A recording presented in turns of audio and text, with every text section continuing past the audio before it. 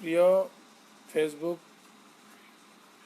বন্ধু বান্ধৱীসকল, বিশেষকৈ আজি আপোনালোকে গম পাইছে গুৱাহাটীৰ পৰা যি বিশ্বনাথ অভিমুখী বাছখন আজি আহি আছিল, দুৰ্ভাগ্যবশতঃ আজি যি অনাকাংক্ষিত ঘটনা হৈ গ'ল, আমি অতিকৈ মনত দুখ পাইছোঁ। কাৰণ যিজন মহিলাই এজন ভদ্ৰ জোনাব অৰ্থাৎ এজন জনা শুনা ব্যক্তি, যদিও আমি তেওঁক বিবেচনা কৰা নাই, মেণ্টেলিটি যদিও কিবা প্ৰব্লেম আছে, কিন্তু তেওঁৰ যিখিনি ভুল বুলি আজি এই মহিলাগৰাকীয়ে কৈছে, কিন্তু আমি তেনেকুৱা ধৰণৰ এই জোনাবজনৰ ভুল দেখা নাই। কাহিনীটো হ'ল, যেতিয়া গুৱাহাটীৰ পৰা মিছন চাৰিআলি আহি পালে, তেজপুৰ মিছন চাৰিআলি, তাৰ পৰা বাছ এখনত উঠিল। তাৰেই বাছ কণ্ট্ৰাক্টৰ হেণ্ডিমেন দুজন মানুহ তাৰ পৰা উঠাই লৈছিল যে বিশ্বনাথ গ'লে 100 টকা ভাড়া হয়, 80 টকা দিম।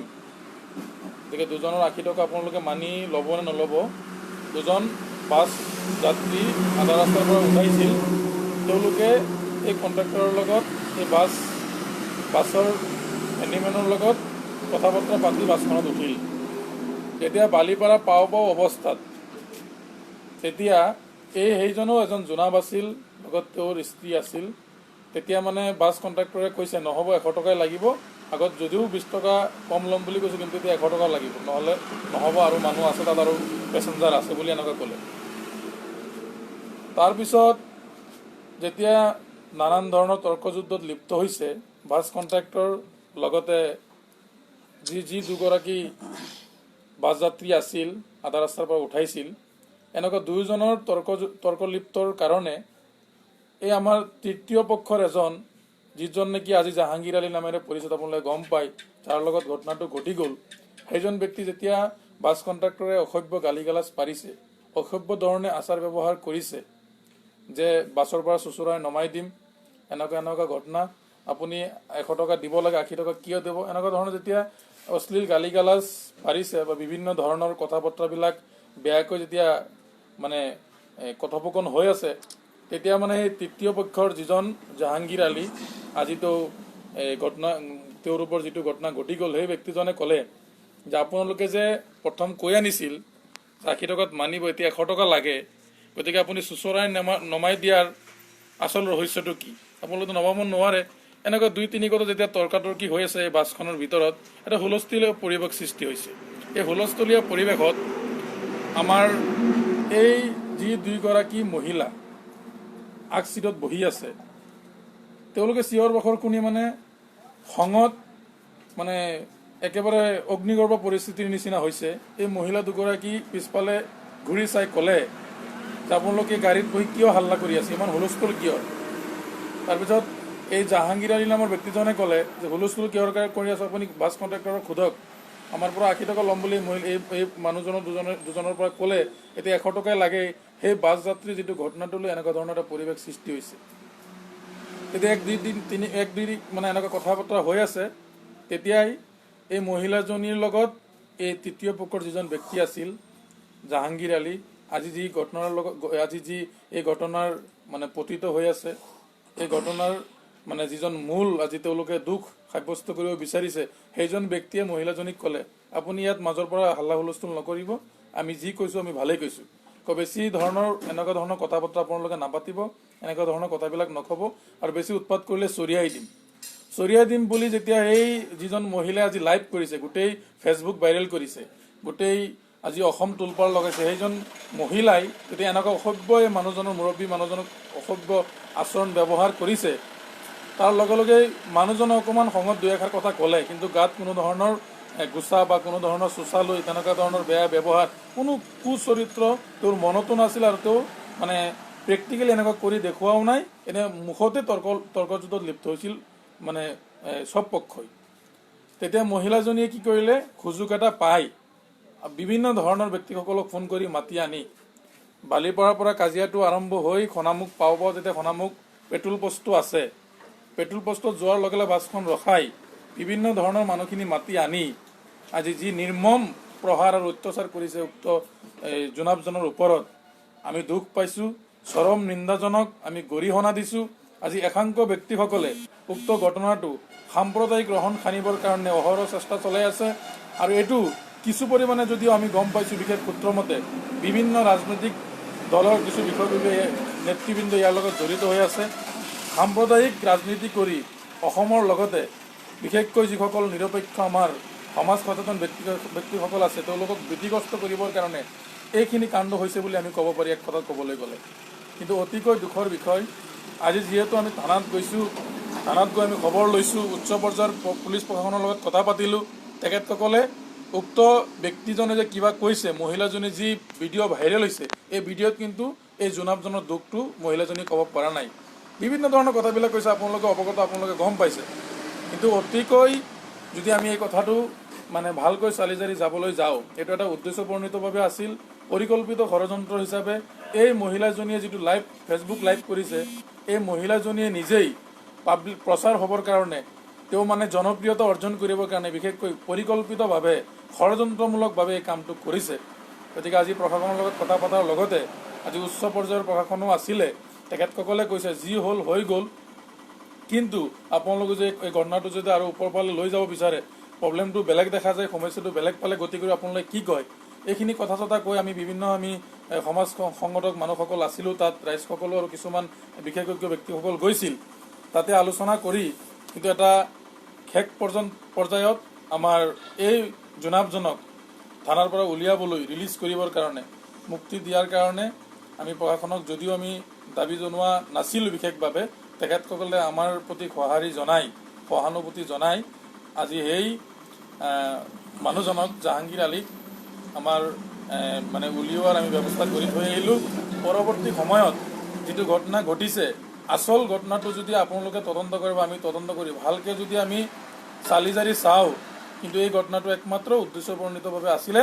আৰু বিশেষকৈ ক'বলৈ গ'লে এজন ইছলামধৰ্মী মানুহ হিচাপে যিহেতু দাড়ি টুপি আছে আৰু বেজ মানে পোছাত তেওঁ এজন ইছলামধৰ্মী মানুহ হিচাপে বিশেষকৈ টাৰ্গেট কৰি লৈছে এক কথাত ক'বলৈ গ'লে।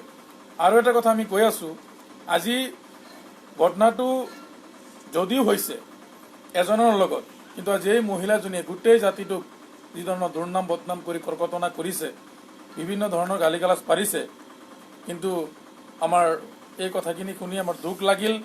যদিও কোনোবাই অপৰাধী কোনোদিনেও, এই কোনো যি জাতিৰে নহওক কিয়, অপৰাধী কোনোদিনেও কাৰো নহয় আৰু কাৰো মিত্ৰ হ'ব নোৱাৰে। অপৰাধীয়েই, কিন্তু কাৰোবাৰ এজনে ভুল কৰিছে বুলি গোটেই জাতিটোক যে তেওঁ সাঙুৰি লৈ ইমান বেয়া অসভ্য গালি গালাজ পাৰিব, সেইটো কিন্তু মোটেই সহ্য কৰিব নোৱাৰি। গতিকে ফেচবুক বন্ধু বান্ধৱীসকল আপোনালোকে গম পাইছে, আমাৰ মাজত মতিউৰ ভাই আছে, বাহাৰুল ভাই আছে, তেওঁলোকেও ক'ব, কিন্তু এই ঘটনাটো উচিত তদন্ত হ'ব লাগে। যিহেতু আজি এই জাহাংগীৰ আলীক থানাৰ পৰা উলিয়াই অনা হৈছে, পৰৱৰ্তী সময়ত আচল ঘটনাটো কি হৈছে ইয়াৰ ওপৰত বিহিতভাৱে তদন্ত কৰিব লাগিব। সৰজমিন তদন্ত কৰি বাছ কণ্ট্ৰেক্টৰ কোন, গাড়ী কি আছিল, কিহৰ কাৰণে এনেকুৱা হ'ল, গোটেইখিনি জল পটপটকৈ ওলাই পৰিব। গতিকে এতিয়া সবিবেক খোৱাৰ কাৰণে মই মতিউৰ ৰহমানক অনুৰোধ জনাইছোঁ। নমস্কাৰ। পোনপ্ৰথমতে এই ঘটনাটো দুৰ্ভাগ্যজনক আৰু আমাৰ প্ৰথম পৰিচয় আমি ভাৰতীয়, তাৰপিছত আমি অসমীয়া। আৰু আপোনালোকে জানে আমাৰ সংবিধানে মহিলাসকলক কিছু বিশেষ অধিকাৰ দিছে আৰু একাংশ মহিলাই সেই যিখিনি অধিকাৰ ক্ষমতা আমাৰ মহিলাসকলক দিছে, সেই ক্ষমতাখিনি, সেই অধিকাৰখিনি তেওঁলোকে অপব্যৱহাৰ কৰিছে। আৰু আজিৰ ঘটনাটো ঠিক তেনেদৰেই এটা ঘটনা বুলি ক'ব পাৰোঁ। আৰু বৰ্তমান সময়ত এই ঘটনাটো যাতে আৰু বিয়পি নাযায়, আমাৰ মাজত যিটো খাতানপুৰুষীয়া শান্তি সম্প্ৰীতি আছে, সেইটো যাতে কোনেও ভাঙোন সৃষ্টি কৰিব নোৱাৰে, আমাৰ মাজত যাতে কোনেও ভেদাভেদ সৃষ্টি কৰিব নোৱাৰে, সেইকাৰণে আমি আজি ঘটনাটো শুনাৰ লগে লগে ভিডিঅ'টো চোৱাৰ লগে লগে মই আমাৰ মতিউৰ ভাই, আমাৰ আজনু ভাই আছে আৰু আমাৰ দুই এজন আছিলে, আমি একেলগে ওলাই আহিলোঁ। ওলাই আহি আমি প্ৰশাসনৰ লগত কথা পাতি আমি ঘটনাটো সবিশেষ গম পালোঁ। আৰু একাংশ মানুহে সদায় আমাৰ মাজত ভেদাভেদৰ সৃষ্টি কৰিব খোজে, বিভিন্ন স্বাৰ্থৰ বাবে, ৰাজনৈতিক লাভালাভৰ বাবে। আৰু আমি সমাজ সচেতন ব্যক্তি হিচাপে সেই মানুহবোৰৰ যিটো পৰিকল্পনা আমি কেতিয়াও প্ৰশ্ৰয় দিয়া নাই আৰু আগন্তুক দিনতো আমি তেনেকুৱা ঘটনাবোৰক আমি প্ৰশ্ৰয় নিদিওঁ। কাৰণ আমি শিক্ষিত শান্তিপ্ৰিয় মানুহ, আমি সদায় মিলা প্ৰীতিৰে শংকৰ আজানৰ দেশ অসমখন, সোণৰ অসমখন, আমি যাতে কেতিয়াও আমাৰ মাজত যাতে হিন্দু মুছলমান বৌদ্ধ খ্ৰীষ্টান ধৰ্মৰ নামত কোনে কি পিন্ধিছে, কোনে কি খাইছে, কোনে ক'ত গৈছে, সেইখিনিৰ ওপৰত যাতে কোনো ভেদাভেদ আনিব নোৱাৰে, আমি সদায় সচেতন হ'ব লাগে।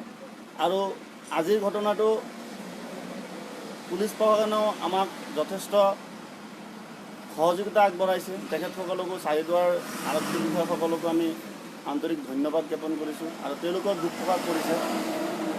আৰু আপোনালোকে ভিডিঅ'টোত সম্পূৰ্ণভাৱে চাইছে, মানুহৰ ঘৰৰ পৰিচয় মানুহৰ নিজৰ স্বভাৱ চৰিত্ৰতে গম পোৱা যায়, নিজৰ কথা বতৰাতে গম পোৱা যায় তেওঁ কেনেকুৱা ধৰণৰ পৰিয়ালৰ মানুহ, কোনটো পৰিয়ালৰ পৰা তেওঁ প্ৰতিনিধিত্ব কৰিছে, কোনটো পৰিয়ালৰ পৰা তেওঁ আহিছে। গতিকে আপোনালোকে জ্ঞানী এজন ব্যক্তিয়ে নিজে গম পাব ভিডিঅ'টো চোৱাৰ পিছত যে সেই মহিলাগৰাকী প্ৰকৃততে তেওঁ মহিলা হয় নে নহয়, তেওঁ এজন সমাজ সচেতন ব্যক্তি হয় নে নহয়, তেওঁ নিজৰ পৰিচয় নিজেই দাঙি ধৰিছে।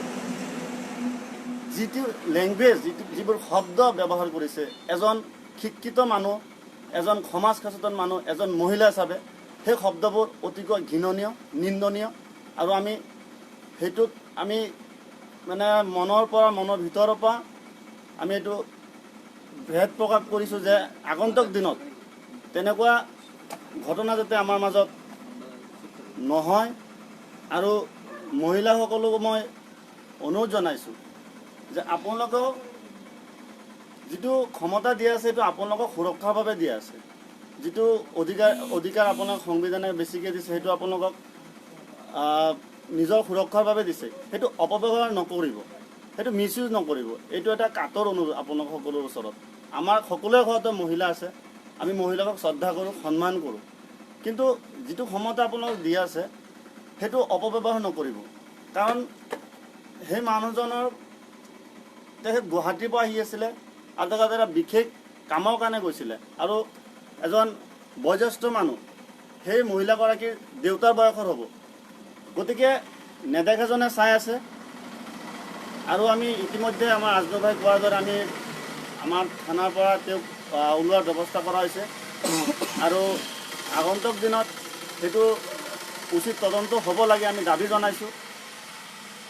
আৰু দুখীয়ে নিশ্চিত শাস্তি পাব লাগে, আইনগত যিটো শাস্তি হয় পাব লাগে।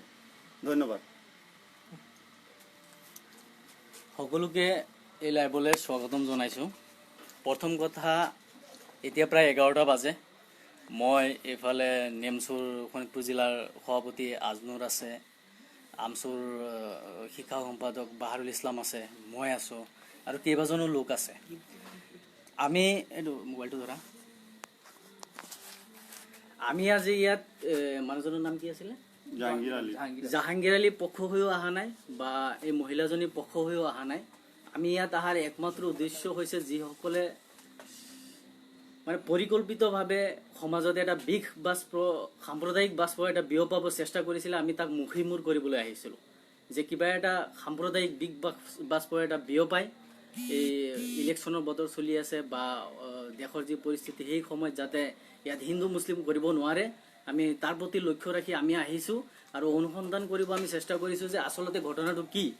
আৰু ঘটনাটো কি এই ঘটনাটোত যদি মানুহজন বা এই পুৰুষজন যদি দোষী তো পুৰুষজনে শাস্তি পাওক উচিত আৰু যদি মহিলাজনী দোষী মহিলাজনী শাস্তি পাব লাগে আমি জানো যে সমাজত নাৰী নিৰ্যাতনৰ সমান্তৰালকে হওক বা কম বেছি পৰিমাণেই হওক পুৰুষ নিৰ্যাতনো চলি আছে পুৰুষ নিৰ্যাতনো বন্ধ হ'ব লাগে আমি এইখিনি বাৰে বাৰে কৈ আছোঁ আজি আমি এই ঘটনাটোৰ লগে লগে আমি ৰাতিখনতে আহিছোঁ থানাত আহি প্ৰশাসনৰ লগত কথা পাতিছোঁ কথা পাতি গম পাইছোঁ আৰু ভুক্তভোগীৰ ভাষ্য লৈছোঁ আৰু লাইভ কেইটামান চাইছোঁ ছোৱালীজনীৰ লাইভৰ পৰা আমি স্পষ্ট হৈছোঁ যে এইটো এটা পৰিকল্পিত এটা নাটক গোটেইখিনি এটা নাটক আমি সম্পূৰ্ণ কথা সকলো কথা এতিয়া আমি খুলি ক'ব বিচৰা নাই বা কোনো পদক্ষেপ ল'ব বিচৰা নাই আমি কোনো পদক্ষেপলৈ আগুৱাই যোৱা নাই বা কোনো ব্যৱস্থা ল'বলৈ আগুৱাই যোৱা নাই বস্তুটো ঠাণ্ডা কৰিব এটা কাৰণে বিচাৰিছোঁ যে এই বস্তুটো আৰু আগুৱাই নিনো যাতে কোনো ভক্তই ইয়াত যাতে সাম্প্ৰদায়িক এটা ৰাজনীতি এটা কৰিব নোৱাৰে মেৰু বিভাজন কৰিব নোৱাৰে তাৰ বাবে আমি ইমানতে বস্তুটো সামৰিবলৈ চেষ্টা কৰিছোঁ আৰু সকলোকে এইখিনি কথা জনাই দিওঁ যে ইয়াত আমাক পুলিচ প্ৰশাসনে সম্পূৰ্ণ সহযোগ কৰিছে আৰু পুলিচ প্ৰশাসনে আমাৰ যিজন ভুক্তভোগী আছে তেওঁক ভালদৰে ব্যৱহাৰ পাতি কৰিছে তেওঁক এৰি দিয়াৰ কথা কৈছে খন্তেক সময়ৰ ভিতৰতে এৰি দিব আৰু এটা কথা লাইভৰ জৰিয়তে কৈ দিছে যিসকল ভক্তই সাম্প্ৰদায়িক মন্তব্য ইতিমধ্যে কৰিছে তহঁতে সাৱধান থাক যদি কাৰোবাৰ তথ্য প্ৰমাণ সহকাৰে পাই যাওঁ তহঁতক আইনৰ কাঠগড়াত সোমাব বেছি সময় নালাগিব আমি লাগিম আমাৰ গাত তেজ থকালৈকে ন্যায়ৰ হকে যুঁজ দি যাম যদি কোনো ভক্তই মনতে পুহি ৰাখিছোঁ আৰু বহুতজনে আমাৰ তাত স্ক্ৰীনশ্বট আছে মজুত কৰি ৰাখিছোঁ বহুত তহঁতে মন্তব্য দিছ এইটো ধৰ্মৰ নামত জাতিৰ নামত জনগোষ্ঠীৰ নামত মন্তব্য দিছোঁ আমি এই মুহূৰ্তলৈকে আমি সেইখিনি এৰি দিছোঁ কিন্তু ইয়াৰ পিছতো যদি তহঁতে ধৰ্ম জাতিৰ নামত যদি এইবোৰ সামুদায়িক মন্তব্য দিওঁ আমি হাত বান্ধি বহি নাথাকোঁ আমি এইখিনিলৈকে প্ৰশাসনৰ লগত কথা পাতি সাম্প্ৰদায়িক যাতে মেৰু বিভাজন নহয় এটা সাম্প্ৰদায়িক এটা বাতাবৰণৰ সৃষ্টি নহয় তালৈ লক্ষ্য ৰাখি আমি বস্তুটো ইমানতে সামৰিছোঁ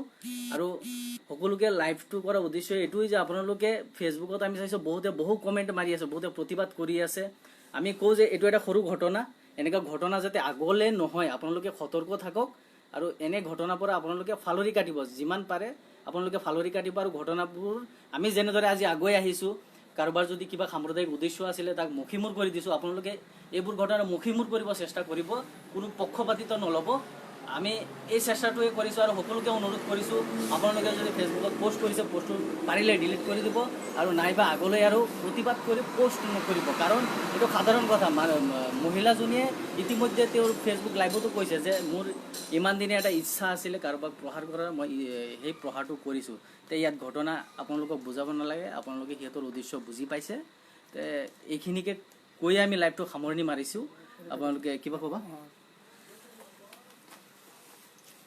আচলতে আমাৰ মতিৰুৰ ভাই হওক বা আৰুল ভাই হওক আপোনালোকক ধুনীয়াকৈ বিস্তাৰিতভাৱে বুজাই দিছে ময়ো যিমানখিনি আজি এই ভুক্তভোগীৰ পৰা অৱগত মই সিমানখিনি কথা আজি আপোনালোকক অৱগত কৰাইছোঁ বা জনাইছোঁ কিন্তু তাতোকৈ এটা কথা মানে পাহৰি থাকিছিলোঁ যে আজি যি ঘটনাটো মিছন চাৰিআলিৰ পৰা বিশ্বনাথমুখী যিটো বাছ আছিলে এই বাছৰ নাম তথ্য আচলতে টোটেল মানে কাৰ কি হয় সম্পৰ্কবিলাক কিন্তু এতিয়ালৈকে ক'ত কি আছে পুলিচ প্ৰশাসনে আমাক অৱগত কৰা নাই আমিও ইতিমধ্যে অৱগত নহওঁ চ' এতিয়া কথাবিলাক হৈছে আজি মতিউৰ ভায়ে কৈছে যে এই ঘটনাটো কাৰোবাৰ উদ্দেশ্যপ্ৰণীতভাৱে আছিল মানে জনপ্ৰিয়তা অৰ্জন কৰিবৰ কাৰণে মানে তেওঁলোকৰ মানে অঘোষিতভাৱে কিছুমান কাম কৰি ৰাইজৰ মাজত দেখুওৱাৰ কাৰণে যিটো প্ৰয়াস আৰু বহুত দিনীয়া এটা এই মহিলাজনী এটা সপোন আছিল আজি বাস্তৱায়িত হৈছে বুলি আমি ক'ব পাৰিম এক কথা আজি ঘটনাটো যিটো ঠাইত হৈছে ইমানখিনি মানুহ তেওঁলোকে মাতি আনিছে ফোনত আনি যি ধৰণৰ নিৰ্যাতন আৰু অপদস্থ কৰিলে পাঞ্জাবী কুৰ্তাক ছিঙি ফালি এটা কৰি দিছে আজি সেইজন এজন মানসিক বিকাৰগ্ৰস্ত এজন ব্যক্তি আৰু সেইজনেতো তেওঁলোকে নাজানে কিন্তু তেওঁলোক কিবা ভুলেই কৰিছে আইন আছে আইনৰ আশ্ৰয় দিব লাগিছিল আমি সম্পূৰ্ণভাৱে মানি ল'লোঁ হয় কিন্তু ভুক্তভোগীৰ ভাষ্য অনুসৰি যিখিনি কথা ক'লে আৰু গাড়ীত যিখিনি মানুহ আছিলে মানুহখিনি যদি আমি গোটেই মানে আইনৰ আওতালৈ আনো খাকী প্ৰমাণত যদি আমি মাতি আনো নিশ্চিতভাৱে জল পটকৈ ওলাই পৰিব আচলতে দোষী কোন কিন্তু বিশেষকৈ আজি জাহাংগীৰ আলীক এনেধৰণৰ এটা ঘটনা ঘটাইছে এনেকুৱা ঘটনা অসমত বিভিন্ন জেগাত হৈছে সাম্প্ৰদায়িক ঘটনাবোৰ হৈ থাকে কিন্তু আমি ৰাইজক এটা আহ্বান কৰিছোঁ সকলোকে এটা অনুৰোধ কৰিছোঁ আপোনালোকে এই ঘটনাটো যিমানখিনি হৈছে বিশেষ তাৰ ওপৰঞ্চি গৈ আমাৰ মাজত যাতে কোনো তেনেকুৱা ধৰণৰ বিৰূপ বা অন্য ধৰণৰ ফালে মানে আপোনালোকে ঠেলি নিদিয়ে। আমি আইনৰ ওপৰত বিশ্বাস ৰাখিছোঁ। যদি এই জোনাবজনৰ কোনো ভুল নাই, আমি তাৰ যিটো তথ্য বা তেখেতে যিখিনি আমাক সবিশেষ জনাইছে, তেওঁ এজন মানে পীৰ ধৰা মানুহ, শ্বেখ ছাব হুজুৰৰ পুতেক শ্বেখ এহিয়া হুজুৰৰ লগত খানকা আছিলে গুৱাহাটী, তাত গৈ লগ ধৰি কোৰাণ কিতাপ কিবা তেনেকুৱা ধৰণৰ ধৰ্মীয় লাইনত কিছু কাম কৰি আহিছে। সেই মানুহজনৰ কথা বতৰা, তেওঁৰ যিটো চাই চিতি যিটো তেওঁৰ চলন ফুৰণ চাইছোঁ আজি, কিন্তু তেনেকুৱা ধৰণৰ যে নহয় এইটো আজি আমি স্পষ্টভাৱে আমি সকলোৰে ওচৰত গম পাইছোঁ। কিন্তু বেলেগৰ ঘটনা, বেলেগৰ কাজিয়াটো এই ছোৱালী দুইজনীয়ে, এই মহিলা দুইজনীয়ে নিজৰ ওপৰত গাত জাপি লৈ ওপৰঞ্চিভাৱে অতিৰিক্তভাৱে এই জোনাবজনক তথা এই পুৰুষজনক, ভুক্তভোগীজনক গালি গালাজ যদি নাপাৰিলে হয়, চৰিয়াই দিম, থাপৰ মাৰি গাড়ীৰ পৰা নমাই দিম বুলি মহিলাগৰাকী নকলে হয়, উত্তপ্ত মানে পৰিস্থিতিটো আৰু উত্তপ্ত নহ'লে হয়। কিন্তু মহিলাৰ দুইজনীয়ে এই জোনাবজনক চৰিয়াই নমাই দিম, হাল্লা নকৰিব গাড়ীৰ পৰা, কিয় হাল্লা কৰি আছে, গাড়ীত আপুনি অকলে আছে নেকি, আপোনাৰ অসভ্য ব্যৱহাৰ কিয়, এই এনেকুৱা ধৰণৰ কথাবিলাক কোৱাৰ দুয়ো তিনি পক্ষই ইয়াত মানে তৰ্কযুদ্ধত লিপ্ত হৈছিল, যিটো সঁচা কথা। তো এইখিনিৰ ওপৰত আপোনালোকক এৰিছোঁ। পৰৱৰ্তী সময়ত যদি আৰু কিবা থাকে আমি জনাম। ইতিমধ্যে সেই মানুহজনক প্ৰশাসনে ৰিলিজ দিম বুলি আমাক অৱগত কৰিছে। যদি দিয়ে ভাল কথা, তাৰ পৰৱৰ্তী কি ধৰণৰ ব্যৱস্থা ল'ব লাগে, অসমৰ সকলো ৰাইজ আছে, দল সংগঠন আছে, বুদ্ধিজীৱী বিশেষজ্ঞ ব্যক্তি আছে, তেখেতসকলৰ লগত বহি এনেকুৱা ধৰণৰ যে সাম্প্ৰদায়িক ঘটনা ভৱিষ্যতে নঘটে তাৰ কাৰণে আমি কি পন্থা বাছি ল'ব লাগিব, কেনেধৰণে কাম কৰি গ'লে আমি এনেকুৱা ধৰণৰ কাণ্ডৰ পৰা আমি বাচি থাকিম, এইখিনি আমি জনাম। গতিকে ধন্যবাদ, নমস্কাৰ। এইখিনিতে মই এটা কথা স্পষ্ট কৰি দিওঁ। আজি এই বাতৰিটো লৈ চাইছোঁ টাইম 8, ঈশান নিউজ, তেনেকৈ একাংশ নিউজ পৰ্টেলে বাতৰি পৰিৱেশন কৰা চাইছোঁ যে তেওঁলোকৰ এটাই ধান্দা, কোনোবাই কিবা ভিডিঅ' পঠাইছে বা ফেচবুকত আপলোড দিছে, তেওঁলোকে বাতৰিটো প্ৰচাৰ কৰি দিয়ে, তেওঁলোকে সত্যতা নিৰূপণ নকৰে। মই আপোনালোকক এই লাইভৰ জৰিয়তে আহ্বান জনাওঁ, টাইম 8, ঈশান নিউজ বা আৰু যদি কোনোবা আমাৰ নিউজ পৰ্টেল আছে তেওঁলোকক আহ্বান জনাওঁ, আপোনালোকে সমাজৰ যোগাত্মক দিশত কাম কৰক, শান্তিৰ প্ৰতি কাম কৰক। এই যিটো ভিডিঅ'টো আপোনালোকে কোনো অনুসন্ধান নকৰাকৈ, পুলিচেও এতিয়ালৈকে ইনভেষ্টিগেশ্যন কৰা নাই, তে আপোনালোকে কেনেকৈ গম পালে যে মানুহজন লম্পট? টাইম 8 বাতৰি পৰিৱেশন কৰা মই চাইছোঁ যে লম্পট বুলি কথা ব্যৱহাৰ কৰি বাতৰিটো পৰিৱেশন কৰিছে। টাইম 8ক আমি এটা প্ৰশ্ন কৰিব খুজিছোঁ, আপোনালোকে এই মানুহজন লম্পট বুলি কেনেকৈ গম পাইছে? থানাত এটা কাজিয়া হৈছে দুই পক্ষৰ মাজত, পুলিচ আহিছে, উঠাই লৈ গুচি গ'ল, দুই পক্ষই আপত্তি কৰিছে, দুই পক্ষৰ মত ৰাখিছে, তাৰে মাজত আপোনালোকে ভিডিঅ'টো কালেক্ট কৰি বাতৰিটো যেতিয়া কৰিছে যে লম্পটক ধৰিছে, লম্পটক মাৰিছে, আপোনালোকে থানাত খবৰ ল'ব লাগিছিলে প্ৰকৃত সত্য কি, তাৰপিছত আপোনালোকে বাতৰি পৰিৱেশন কৰক, আমিও এইটো বিচাৰোঁ। কিন্তু আপোনালোকক অনুৰোধ কৰিছোঁ, আপোনালোকে আগলৈ বাতৰি পৰিৱেশন কৰোঁতে আপোনালোকে কমচে কম সত্যটো নিৰূপণ কৰি লওক। আপোনালোকে সত্য চাই সত্য বাতৰি পৰিৱেশন কৰক। এনেকৈ কৰিলে আমিও আপোনালোকৰ চেনেলবোৰ ফ'ল' কৰোঁ, পৰ্টেলবোৰ ফ'ল' কৰোঁ, নিউজবোৰ সদায় যোগাত্মক দিশত হ'ব লাগে। আপোনালোকে এইটোৱে অনুৰোধ কৰিছোঁ। আৰু শেষত এইখিনি কৈ আজি লাইভটো সামৰণি মাৰিম যে যিসকল দৰ্শক ইতিমধ্যে চাই আছে সকলোৱে শ্বেয়াৰ কৰিব ভিডিঅ'টো। ইতিমধ্যে ভুক্তভোগীজনক প্ৰশাসনে সম্পূৰ্ণ সহযোগ কৰি আছে, ৰিলিজ দিব ইতিমধ্যে আমাক জনাইছে। প্ৰশাসনে আমাৰ লগত বহিছে, ধুনীয়াকৈ কথা পাতিছে, আৰু যদি কিবা অসুবিধা আছে প্ৰশাসনে আমাৰ লগত কথা পাতিব আৰু মানুহজনক ৰিলিজ দিব। তেওঁ বৰ্তমান সুস্থ আছে, তেওঁক ঘৰলৈ পঠোৱা হ'ব। তেওঁৰ ঘৰৰ ফালৰ পৰিয়ালৰ মানুহো আহিছে, তেওঁ ভাল এটা পৰিয়ালৰ লোক হয়, তেওঁৰ ভাই ককায়ো চৰকাৰী বিষয়া হয়। কোনোৱে একো চিন্তা কৰিব নালাগে, এইটো সৰু কেছ হিচাপে ধৰি দিয়ক যে কোনো মহিলা এজনীয়ে, কোনোবাই যে মহিলা হ'ল বা পুৰুষেই হ'ল বুলি যে তেওঁ ধোৱা তুলসীত বা তেনেকুৱা নহয়। ঘটনাটো সবিশেষ জানিব লাগে, প্ৰকৃত তথ্যটো পোহৰলৈ আহিব লাগে, তাৰপিছত কাৰোবাক দোষী বনাওক। মোৰ ওপৰত কোনোবাই FIR দিলে বুলিয়ে যে মই দোষী, এইটো কথা নহয়। দোষী কোন এইটো আদালতে বিচাৰ কৰিব। সকলোকে অনুৰোধ কৰিছোঁ, আপোনালোকে যিমান পাৰে সাম্প্ৰদায়িক মন্তব্যৰ পৰা দূৰত থাকক, গালি গালাজৰ পৰা দূৰত থাকক, আৰু কোনোবাই ভক্তই যদি সাম্প্ৰদায়িক মন্তব্য কৰিছে তাত প্ৰত্যুত্তৰ দিব দৰকাৰ নাই। ইতিমধ্যে মতিউৰ ভায়ে ক'লে আমাৰ মিডিয়াবোৰৰ যিটো চাল চলন। চ' টাইম 8 আৰু ঈশান নিউজ যোৱাকালি ক'ব গ'লে জন্মগ্ৰহণ কৰা দুটা মিডিয়া। তো আপোনালোকক গণতন্ত্ৰ চতুৰ্থ স্তম্ভ, democracy 4th pillar of democracy বুলি কোৱা হয়। কিন্তু আপোনালোকৰ যিটো কাৰ্যপন্থা সেইটো মানে মানুহৰ মাজত ভেদাভেদ সৃষ্টি কৰাহে আপোনালোকৰ উদ্দেশ্য যেন পাইছোঁ। আপোনালোকে প্ৰকৃত সত্য কি সেইটো তদন্ত নকৰাকৈ আপোনালোকে সদায় জাজমেণ্ট দি দিয়ে। আপোনালোক জাজ নহয়তো কোৰ্টৰ, আপোনালোক ৰিপৰ্টাৰহে। আপোনালোকে এটা ঘটনা তদন্ত নকৰাকৈ আপোনালোক এজন মানুহক কেনেকৈ দোষী সাব্যস্ত কৰিব পাৰে?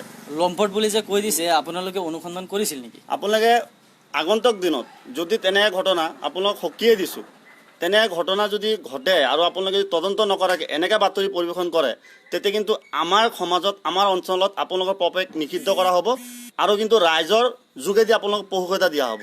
সেইটো কিন্তু আপোনালোকে এটা কথা আজি সকীয়াই দিছোঁ। কোনো এজন ব্যক্তিক দোষী সাব্যস্ত কৰা আপোনালোক কোনো নহয়। কিন্তু আপোনালোক কোন হয়? আপোনালোক জাজমেণ্ট নেকি কোৰ্টৰ? কোৰ্টৰ জাজ নেকি আপোনালোক জাজমেণ্ট দিবলৈ কোন হয়? আপোনালোকৰ দায়িত্ব হ'ল যে আপোনালোকে সত্যটো নিৰূপণ কৰক, সত্যটো ৰাইজৰ মাজত আপোনালোকে প্ৰচাৰ কৰক, দাঙি ধৰক। এজন মানুহক আপোনালোকে দোষী হয় নে নহয় সেইটো আপোনালোক জাজমেণ্ট দিয়া কোন হয়? আপোনালোক লম্পট এইবোৰ কি শব্দ হয়? গতিকে আগন্তুক দিনত এইটো কথা যাতে আপোনালোকৰ মাইণ্ডত থাকে, এটা বাতৰি পৰিৱেশন কৰোঁ। কোনোবা যদি দোষী আপোনালোকে প্ৰমাণ বা তথ্য পাইছে বা পুলিচ প্ৰশাসনে জনাইছে, তেওঁক লম্পট নহয় আৰু কিবা কওক, তেওঁক লাগিলে মানুহজনক জাষ্ট পুলিচে লৈ গৈছে, তাৰপিছত আপোনালোক গৈ আছে লম্পট সম্পদ কিবা উকিল অপজিশনে দাবী কৰিছে এও আমাৰ ওপৰত আক্ৰমণ কৰিছে, পুলিচে ইনভেষ্টিগেশ্যন কৰাই নাই, আইনে ইনভেষ্টিগেশ্যন কৰাই নাই। আপোনালোকে কেনেকৈ জাজমেণ্টটো শুনাই দিছে যে এও লম্পট? এইটো নাপায় নহয়। এনেকুৱা ধৰণৰ বাতৰি যদি পৰিৱেশন কৰে সেইটো স্পষ্ট কথা। আগন্তুক দিনত কিন্তু আপোনালোকে আমাৰ অঞ্চলত কিন্তু বাতৰি পৰিৱেশন কৰিব আহিলে আপোনালোক পঢ়ুৱতা দিয়া হ'ব। এটা কথা মনত ৰাখিব। ঠিক আছে, ধন্যবাদ সকলোকে। আমাৰ লাইভত যিসকল দৰ্শক আজি আহিছে, ধন্যবাদ। সকলোৱে এটা শ্বেয়াৰ মাৰি দিব।